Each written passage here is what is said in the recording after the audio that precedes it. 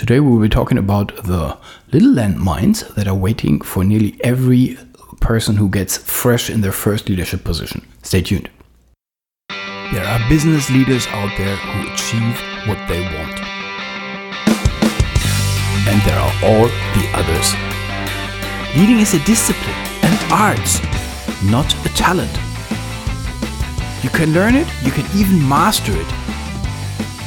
Make sure you get what you want. Good morning, good evening, good afternoon, and welcome in the Live It Lead It podcast, the official podcast of the Leadership Stars community. And with me is again Musab. Hey Musab. Hey Olaf, how are you? Very, very good. What do we have today? So today is another topic that I was thinking about is if you take that step and you become a new leader, this is your first time, what are a lot of the things that you need to watch out for from your own experience or from what you've heard from other people that kind of trip you up the most? Well, I can't speak from my own experience because I made it all perfect.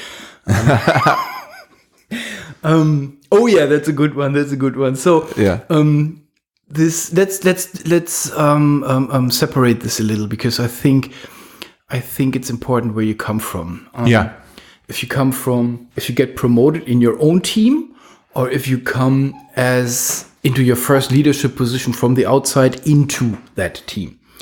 In the own team, what I can see for people, and now when we say young leaders, we are not talking about young of age, right? We talk about young in duty. Yes, young in duty. Yes. Yeah. So what I see in the first promotion is that the people don't step away from their old jobs. I see this all the time.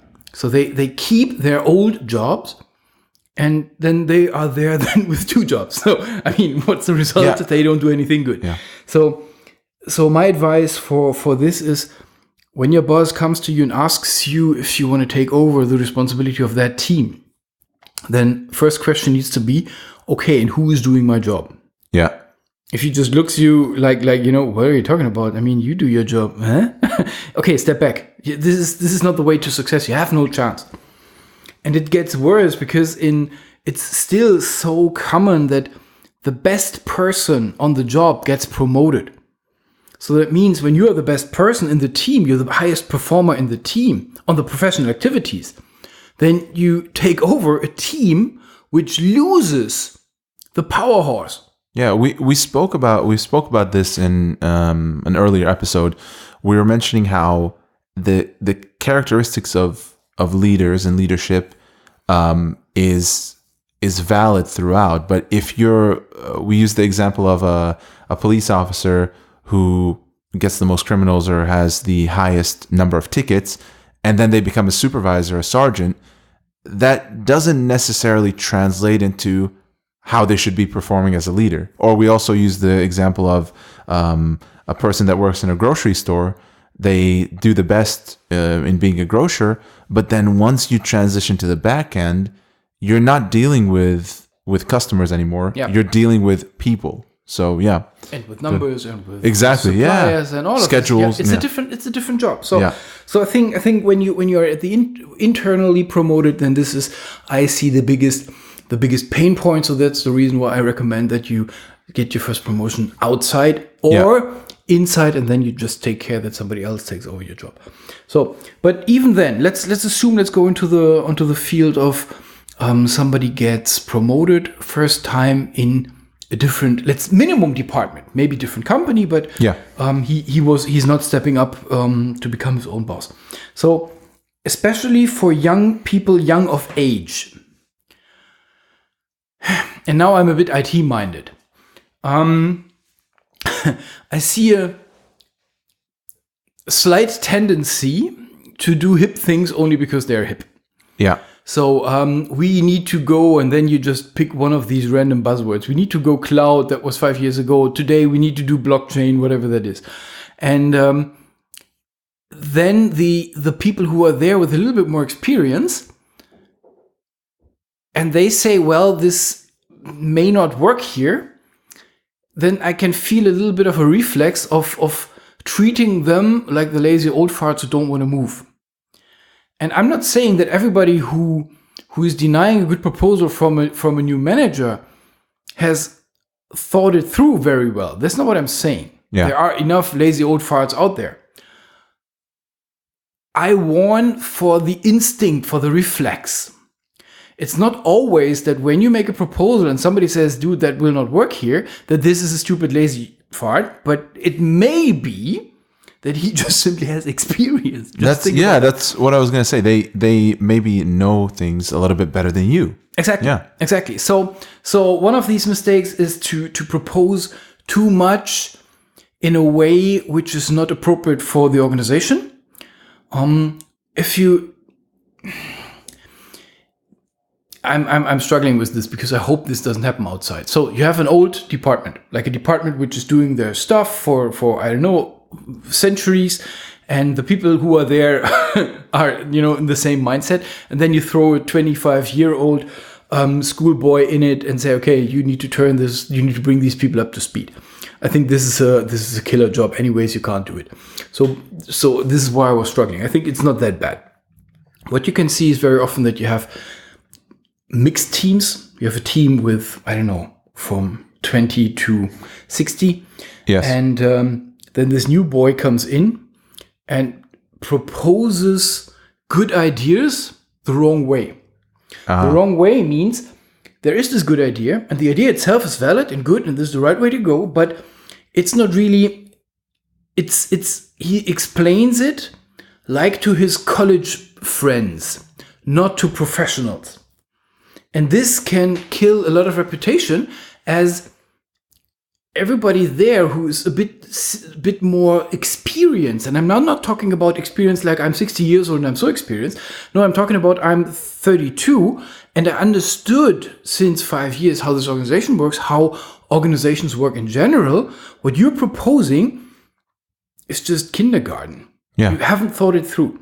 So this is what I can see as well, that good ideas are thrown into organizations either because not good ideas, but you just propose something to just protect your fancy I'm so young attitude, which is garbage, or you just simply don't know better. So right. Against the first, my recomm is shut up. Against the second, my recomm is ask. Yes. So here is, and this leads us into the next one. I called it ignoring of the elderlies. And elderlies is everybody who is longer in the company than you. Yeah. I had tons of discussions. No, this does not work here.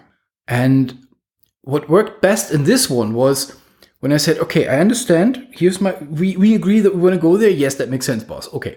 But we can't do this because, okay, tomorrow I bring my rifle. Whom do you want me to shoot? This is so extreme that makes them think. And you have it so often that they come, that it's not about, there is no reason behind it apart from they are lazy. Yeah. So I'm not saying that when you have a good proposal and people who deny that good proposal have thought that through very well. No, that's not what I'm saying. Half of them is just lazy. 2/3 of them is just lazy. Yeah. But don't ruin your own position because you haven't thought it through. So here's my good proposal. Get the smart brains on the table. Okay, guys, this is what I think. What could help us? What do you think? Don't discuss this in public with the whole team, because then you have all the blockers in there. But you will find out who are the smart, fast thinkers very, very, very, very early. So, and then you discuss this with them, and they will tell you, "Oh yeah, that's a good idea, and we need to Or they say, "Oh yeah, we know this looks obvious, but." And then there is this explanation why this is, in this particular case, not a good idea, and this can be absolutely valid. Good. So learn how to use the tools at your disposal. If you're going to come up with a certain thing that you would like to implement, make sure that you take the feedback of your team, right? Not just decide to blindly go into it and then disregard everything because, oh, well, they're old, so they don't know any better. Yep. So learn to distinguish between people using their experience to advise you and people being lazy. Absolute. So, and one thing which I hear very, very often goes like this. When you are there in this new company, listen for half a year to learn, and then you can make proposals. Yes. I completely disagree. 200%. I don't hire you. I don't pay you 100,000 euros for you not doing anything in first 6 months. That means you want me to burn 500,000. Yeah. Find the right balance. So I'm used to make decisions on my field from day one when I was in a new company. And I was always surprised that they asked me this. Including saying, okay, I understand the question, I have a proposal, but I think I'm not the right person at this point in time to answer and to make this decision. So you turn around to your best professionals and you ask them. So I disagree with this, what I hear and read all the time, you shall step... No, that's not why they hired you. They hired you to make some action, but reasonable action, so to say. Not chickenless, like not headless chickening around. Like I do action only because of action and because I'm young. Hui, I'm so cool here. Yeah. No, this is not so. But I disagree with the don't do anything, but don't overstate it. Yeah? Yeah. So another thing that I see very often is young leaders have a tendency to not delegate appropriately because they don't want to lose control. Ah, yes. So when I delegate tasks to you, then I have no clue exactly what you're doing. And then I hope that I've given you the right things that you need that you can then deliver. Okay. Which means I hand over control. I don't have control. This is what for a lot of people feels very, very, very uncomfortable. And that's why this is my interpretation of why I can see that a lot of people have slight issues with let loose. I don't need to know this, and then they go into the details, and the details, and they don't do their job as leaders. So this is another point that I can see very often in very young leaders, but that's not only for young leaders. Yeah. Yeah. So in the last one, and again, this is not necessarily for young leaders, but I can see it at every young leader. They don't know what makes them successful. So they take over this department, and then they have a slight idea of what a boss of such a department needs to do, and then they do. Yeah. No. Most important thing for every leader, for everybody, is if you are in a company or in an organization, in a structure, even if you're self-employed, you need to understand what your customers want. So in that case, in an organization, you need to understand what your boss wants you to do. If you're a bit more experienced, then you know how to get this out of your boss. And I'm now not talking about the bonus objectives things, which are obvious. Sure, when you run a marketing department, then you know what you have to do as a marketing department boss. That's not what I'm talking about. This is the easy part. The tricky part is what you cannot ask. Your boss is a human being. He or she has preferences. I've seen people performing very, very good. But they were just, the bosses called them assholes and the other way around. Yeah. This is not the position where you can be. Not talking about you need to be a friend with your boss, but your friend must like you. Must like you. And you need to be a person which is likable. So a lot of young leaders don't put enough attention on the upside. They put a lot of attention on the downside. So I am in the middle and I make this statement, proposal, command, whatever, and they take care about that part, running their team. Lots of people lose out of their eyes that they are employed as well and that they need to take care about the boss in the same way, or at least in a similar way. Yeah, so this is what I can see. The older people get, they more develop these antennas. You know, I know what my boss is, and she or he doesn't need to tell me. I understand because I'm experienced enough. I understand what type of person that is. What does she need? I only need to deliver her the wrong type of document once. Yeah. I'm not doing this twice because mine is so much better and I'm so cool. No. I just, she's not a PowerPoint guy. She's an Excel guy. Okay, cool. Next time I give her Excel. No, I don't insist on my PowerPoint because it's so cool and no. Yeah. Yeah. So this is a bit. I think people with a bit more maturity are a bit more laid back when it comes to those type of things. Yeah. So this is the. I think the last thing that jumps into my mind when it comes to very common mistakes of young leaders. Yeah. Yeah. Yeah. Great. All right. Thank you, Olaf. Good. What's up? Thanks very much. Thank you. Bye. Bye. Bye.